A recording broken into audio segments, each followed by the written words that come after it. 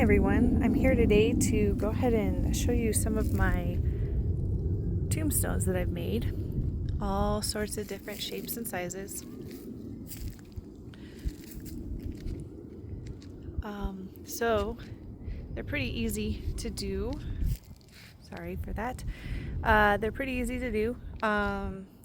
This one back here, I did purchase that tombstone itself from a thrift store. It was all black and I went and spray painted it and put my wording. The rest of these are all just old boards that we had laying around, and we just sawed them into different shapes, and I will show you how I did all of that.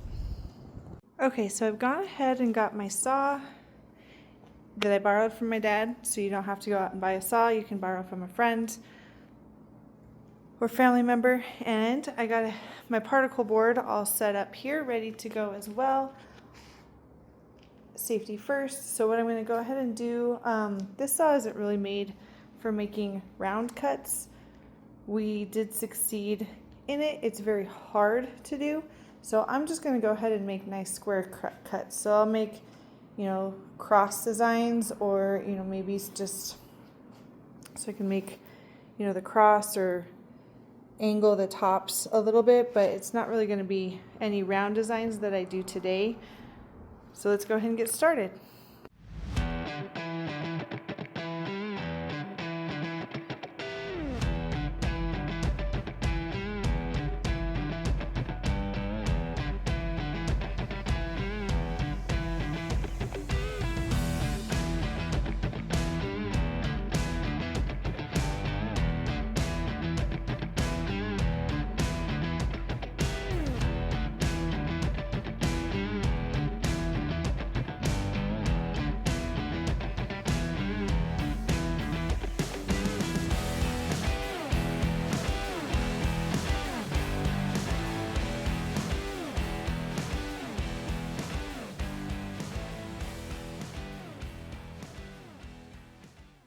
Like that, we have ourselves our first piece, nice little cross. And I have a lot of wood here, so I'm going to go ahead and make some more designs, and I will show you when I'm all done. Okay guys, I am back. I decided that before I paint, I'm going to go ahead and put the stake onto my board here. That way I can paint the whole thing all at one time. So I went ahead, I just found an old piece of wood and got a miter saw and made myself the point. You can use any saw to do that, really. And again, if you just borrow it from somebody, that's going to save you some bucks.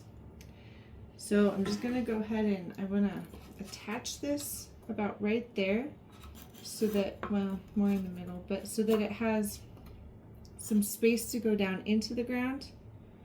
Also, a slightly wider one like this is great because it gives you something to hammer on to get it into the ground versus hammering on the top of your piece and damaging it.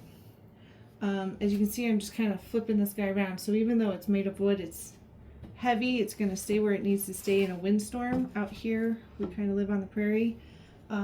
The little styrofoam ones don't work for us, but they're not so heavy that they're hard to manage or difficult to store. So let's go ahead and I'm going to go ahead and figure out where I want to put that, and I am going to drill it first so I don't split any wood.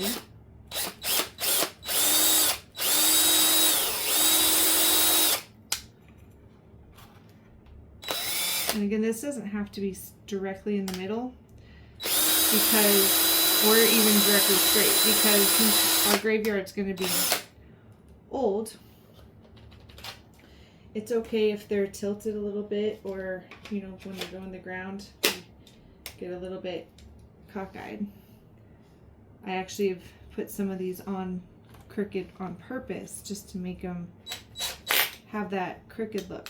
So yeah, go ahead and just, I like to start both of these just to the point where they're coming through here, so I can find those holes on my second piece of wood. That's a little too far. So they're just sticking right on through. I'm gonna go ahead and find these holes here.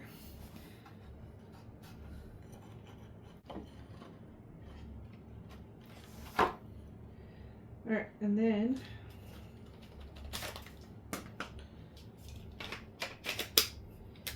I'm just going to go ahead and finish getting them drilled on in.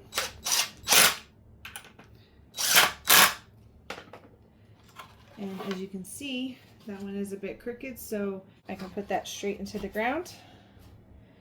If I put it straight, my cross is going to lean slightly to the side. I can put it at an angle, and the cross will be straight up and down, however you prefer it to go.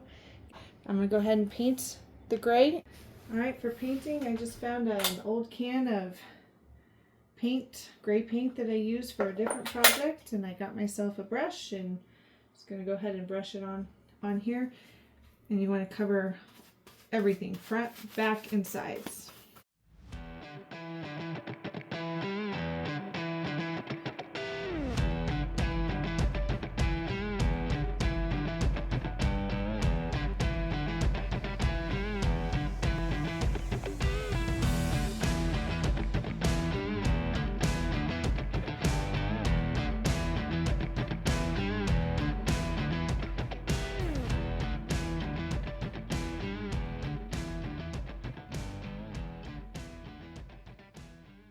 Alright, so to finish painting these, I got myself some black, some bright green, and some dark green. Really, you can use any color you want on these. I picked these because, again, it's going to give it kind of an old, moldy look, but you know, if you want to do pink and purple and have a pink and purple graveyard, that's fine too. So first I'm going to go in with the black, and really you just kind of spritz it. Just to give it some dark spots. I'm going to go in with the bright green, just a few little spots here. And then I go back in over it with the dark green.